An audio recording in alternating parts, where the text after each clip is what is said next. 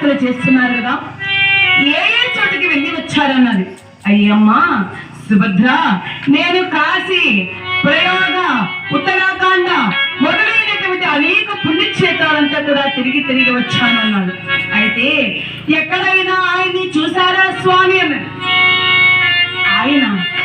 ఆయన ఎవరు సుభద్ర?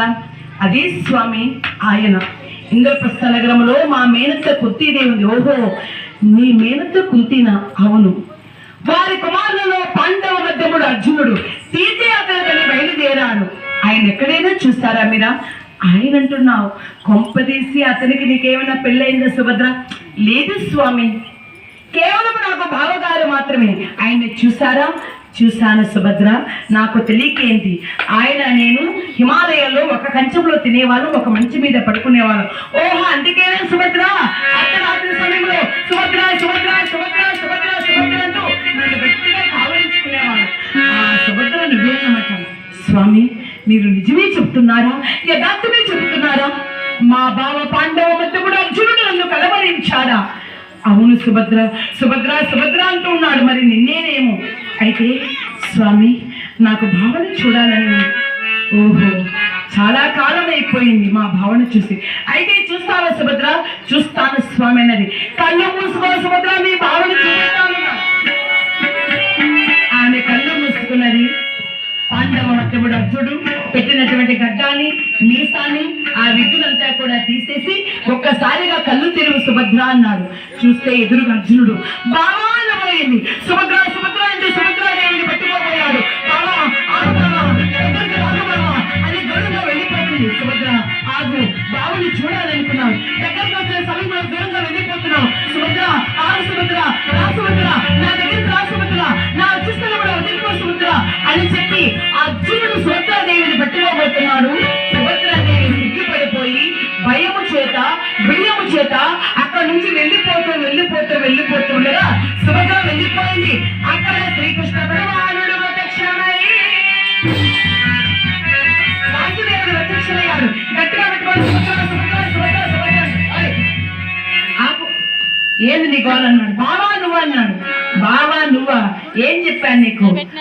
మొదటి మాసంలో చూపులో చూపు కలిపోయా, రెండో మాసంలో చూడడానికి ప్రయత్నం చేయి, ఇన్ని రకాలుగా చెప్తే అప్పుడే సుభద్ర సుభద్ర అంటున్నావు అన్నాడు. బావా ఏమి అనుకోవద్దు బావా, నీ మాట నేను పాటించలేకపోయాను. సుభద్ర నా దగ్గరికి వస్తే చూస్తూ ఉండలేకపోయాను బావా అన్నాడు. సరే నాయనా, నేను వచ్చాను కాబట్టి సరిపోయింది. మా అన్న బలరామదేవుడు వచ్చుంటే ఈ వరకు నీకు భరత పూజ చేస్తుండేవాడు. బాబా క్షమించన్నాడు, వెళ్ళి కూర్చోన్నాడు. వెళ్ళిపోయారు. అయితే ఆ రోజు రాత్రి ఇక్కడ సుభద్రాదేవి బాధపడుతున్నది. అక్కడ పాండవ మధ్యముడు అర్జునుడు బాధపడుతున్నాడు. సుభద్రాదేవి అనుకుంటున్నాడు,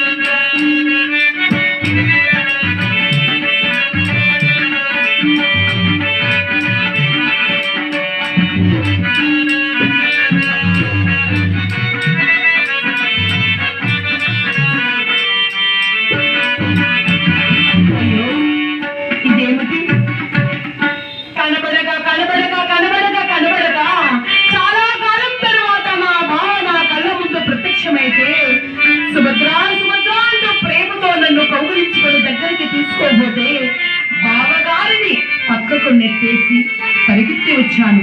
చేపట్టినటువంటి చెలివిని చేజాతరాల నేను విడుచుకొని వచ్చేసాను అని చెప్పి ఆ యొక్క సుభద్ర బాధపడుతుంది. ఇక్కడ అర్జునుడు బాధపడుతున్నాడు. ఆ రాత్రంతా కూడా సుభద్రను తలుచుకుంటూ అర్జునుడిని తలుచుకుంటూ సుభద్రాదేవి రాత్రి గడిపేశారు. తెల్లవారుజామున శ్రీకృష్ణ భగవానుడు వెళ్ళాడు. రుక్మిణి, నీకు ఒక విషయం చెప్తాను. ఆ ఉద్యానవనంలో ఉన్నాడు కదా, ఎవరైనా ఆయన ఎవరో కాదు, మీ తమ్ముడు అర్జునుడు. యతీశ్వరుడు వేషంలో ఉన్నాడు. సుభద్ర ఇంకా వెళ్ళదు కానీ ఆయనకు ఏదో అల్పాహారం భోజనం నువ్వు తీసుకెళ్ళన్నాడు. నాదా ఇట్లాంటి పని కూడా చేస్తావా నువ్వు, బావగారికి తెలిస్తే అన్నాడు. ఏం చేద్దాం తర్వాత కథ తర్వాత. ఇప్పుడు సుభద్ర నీ వెళ్ళి ఆయనకి ఏదో పండు పలహారం పెట్టి మీ తమ్ముడికి అన్నాడు. సరే స్వామి అని చెప్పి సుభద్రాదేవి వెళుతున్నది. కళ్ళు మూసుకొని ఓం నారాయణ హరి ఓం నారాయణ హరి అంటూ కళ్ళు మూసుకొని ఒక కన్ను తెరుస్తున్నాడు. మువ్వల సవడి వినబడింది. సుభద్ర వస్తుందేమనుకున్నాడు. కాదు, వస్తుంది రుక్మిణీదేవి. అయ్యో మా అక్క వస్తా ఉంది, మా అక్క దగ్గర నేను ఎలా అనుకున్నాడట. రుక్మిణీదేవి వచ్చింది. స్వామి మీకు భోజనాలు తెచ్చాను అన్నాడు. ఓం నారాయణ హరి అన్నాడు. ఆపవేశాలు అక్క దగ్గర కూడా ఎందుకు నీది వచ్చింది మా మర్దలు కాదు నేను వచ్చానంటే అక్కయ్య క్షమించన్నాడు. అక్క లేదు ఏమి లేదు, బావమరిది బాగా చేరినాడు, మధ్యలో మాకు వచ్చింది తలకాయ నొప్పి, ఆయన పెద్ద బాబు తెలుసుదనుకో బలరామదేవుడికి ఎవరిని ఏం చేస్తాడో మనకే తెలుసు తినని చెప్పి కొస్తరి రుక్మిణీదేవి భోజనం పెట్టింది. అక్కడ నుంచి వెళ్ళింది. ఏమండి చాలా బాధపడుతున్నాడు అర్జునుడు, ఉండలేకపోతున్నాడు, సుభద్రను కలవరిస్తున్నాడు అన్నాడు. అప్పుడు శ్రీకృష్ణ భగవానుడు వచ్చి అర్జున నీవు బాధపడకు, ఎంత ద్వీపంలో పూజలు అనేది నిర్వర్తిస్తున్నాము. అటువంటి సమయంలో అక్కడ సుభద్రాదేవి యొక్క సత్యాదేవి బొమ్మల పెళ్లిళ్ళు చేస్తుంది. ఆ ఎంత ద్వీపానికి అందరూ కూడా బయలుదేరి వెళ్తారు. అటువంటి సమయంలో రహస్యంగా నీకు పెళ్లి చేస్తానని చెప్పి అదే సమయానికి ఎంత ద్వీపానికి సాత్యకి శ్రీకృష్ణ భగవానుడు బలరాముడు మొదలైన వారంతా కూడా బయలుదేరి వెళ్ళిపోయారు. ముందుగా సాత్యకి బయలుదేరాడు. వదిన గారు బొమ్మల పెళ్లిళ్ళు చేస్తుంది, ద్వారకలో వెళ్ళాలన్నాడు. తర్వాత కృష్ణుడు వేశాడు. అన్నయ్య సత్య చేస్తా ఉంటే నేను వెళ్ళకపోతే ఎట్టయ్య అన్నాడు. అందరికీ పనులు ఉన్నాయిరా, నాకు ఒక్కడికే పని లేదు, సరే వెళ్ళండి అన్నారు. ఆ సమయంలో శ్రీకృష్ణ భగవానుడు కూడా వచ్చి శుభముహూర్తాన్ని నిర్ణయించి సుభద్రాదేవిని పాండవ మధ్యముడికిచ్చి అర్జునుడికి పెళ్లి చేశారు. అటువంటి సమయంలో అర్జునుడు వారు సుభద్రాదేవిని రథం మీద తీసుకుని బయలుదేరారట. యాదవ వీరులంతా కూడా ముట్టగించారు. నిన్న ఉన్నటి వరకు ఉద్యానవనంలో యతీశ్వరుడుగా ఉండేటువంటి ఈ మౌళీశ్వరుడు ఈ రోజు మా అంతఃపురం యొక్క రాజకుమార్తెను తీసుకెళ్తున్నారని చెప్పి యాదవ వీరులంతా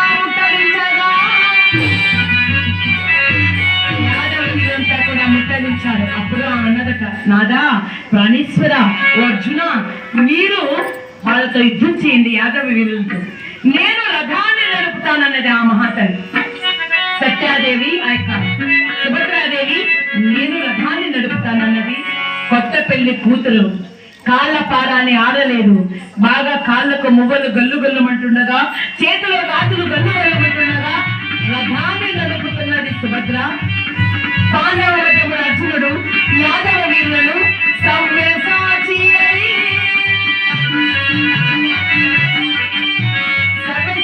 అందరితో కూడా యుద్ధం చేశాడు.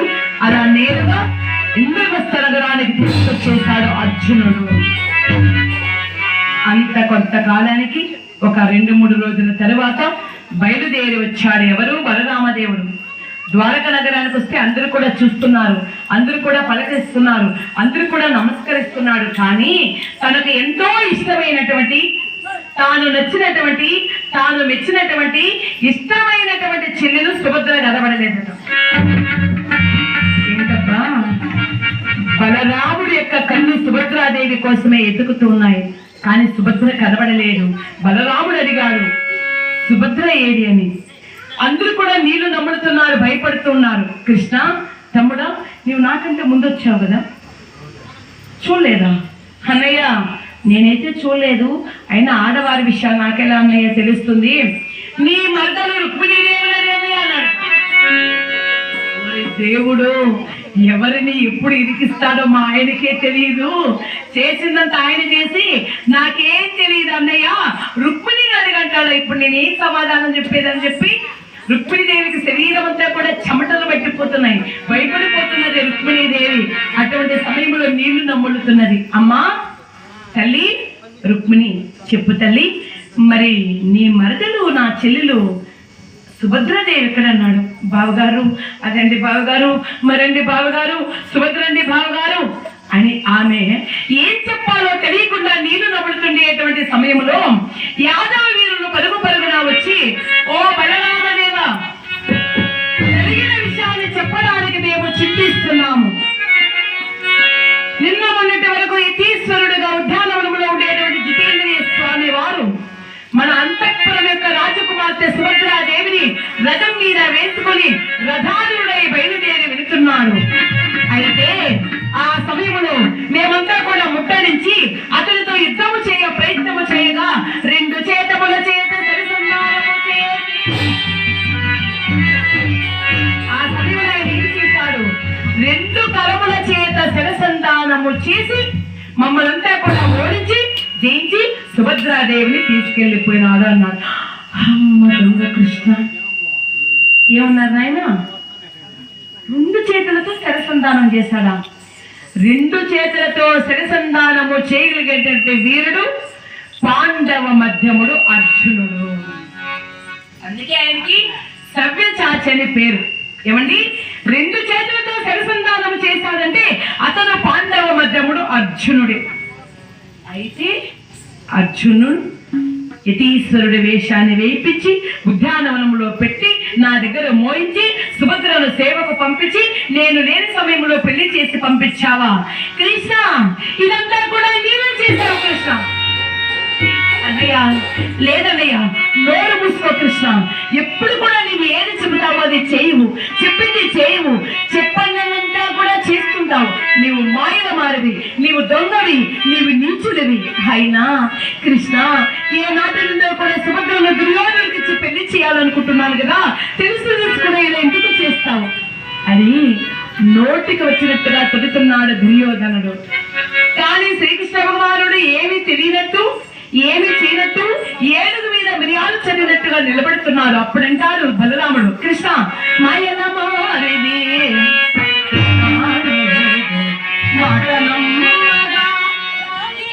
అయ్యో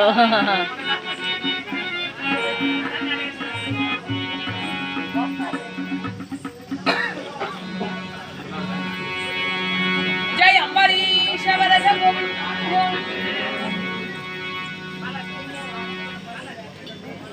రైట్ వెరీ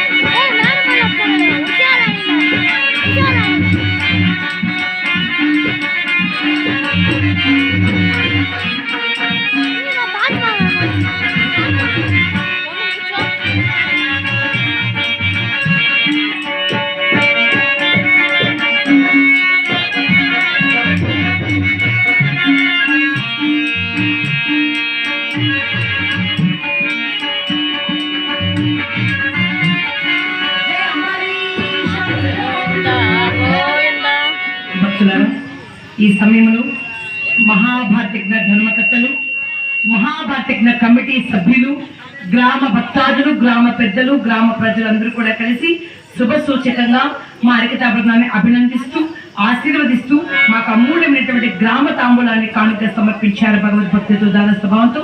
అటువంటి వారికి వారి కుటుంబ సభ్యులకు అందరికీ కూడా ఆ జగన్మాత ద్రౌపది మాత శ్రీకృష్ణ భగవానుడు పంచ పాండవులు ఎల్లవేళ్ళ కూడా వారిని వారి కుటుంబ సభ్యులను ఆరోగ్య శేత్ర భోగ భాగానికి సర్వదా చల్లగా మరి మరీ కాపాడు రక్షించుగా. అయితే భక్తులారా, కృష్ణ మాయల మారివి కృష్ణ అనేది మాట నమ్మగా రాదిపోతాం. నీ నోరు చూసావరా, నోరు మాత్రమే మాట్లాడుతుంటుంది, కానీ నీ నొసులుండే అవతల వాళ్ళు విక్రిస్తా ఉంటుంది. చిన్న పెద్ద తెలియదా, మంచి చెడ్డలు తెలియదా, నీకు ఏం చెయ్యాలో ఏమనుకుంటున్నామో తెలియదా అని ఎప్పుడైతే శ్రీకృష్ణ భగవాను బలరామదేవుడు నిందిస్తున్నాడో వాసుదేవుడు అన్ని కూడా ఓపికతో ప్రేమతోనే ఉన్నారట. చేసింది తప్పే కదా, పొరపాటే కదా, అంటున్నది నా అన్నే కదా అన్నట్టుగా అభిమానంతో విన్నాడు. విన్నంతసేపు విన్నాడు. వింటూ అన్నయ్య నమస్కారం అన్నయ్య, ఈ నమస్కారాలు ఇంకే తక్కువ లేదా? అది కాదన్నయ్య, నువ్వు తెలుసున్నా బాగానే ఉంది, నేను కాదన్ను. కానీ అన్నయ్య, సుభద్రాదేవి అర్జునుడిని ఇష్టపడింది, అర్జునుడు సుభద్రాన్ని ఇష్టపడ్డాడు.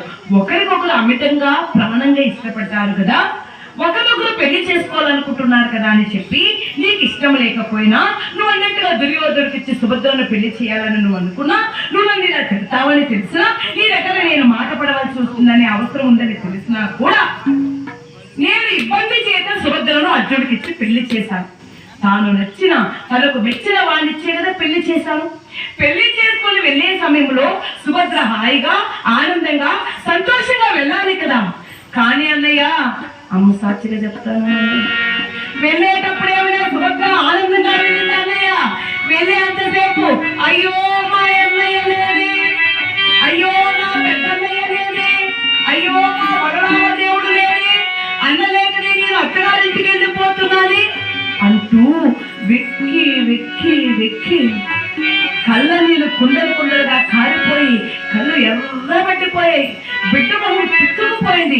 అన్నయ్య, ఏ మాటకు ఆ మాట చెప్పాల బలరామదేవా, నీకోసమే బెంగెట్టుకొని, నీకోసమే ఏడుస్తూ, నీకోసమే బాధపడుతూ, నీవు లేదనే దిగులుతో బాధతో అత్తగారింటికి వెళ్ళేందయ్య చెల్లులో.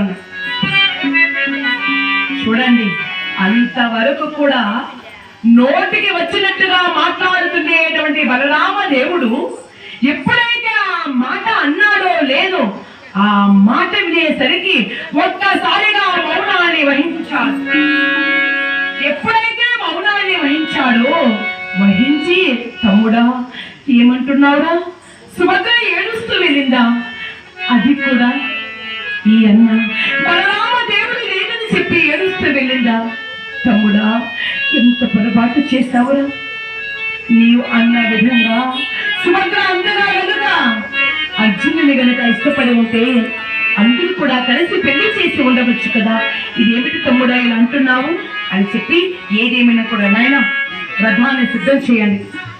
ఆడబిడ్డకు పుట్టింటే వారు ఎటువంటి ధనకనక వస్తు వాహనాలు తీసుకెళ్తారు, అటువంటి వెంట కూడా రథానికి సిద్ధం చేసి అన్నీ కూడా తీసుకువెళ్ళాలని చెప్పి బలరామదేవుడు శ్రీకృష్ణ భగవానుడు సాత్వికి సమేతుడై చీరలతో సారలతో ధనకనక వస్తు వాహనాలతో ద్వారకా నగర్ నుంచి అనేక రథాల పైన అన్ని కూడా సిద్ధం చేసుకొని ద్వారకా నగర్ నుంచి ఇంద్రప్రస్థ నగరానికి బయలుదేరారు.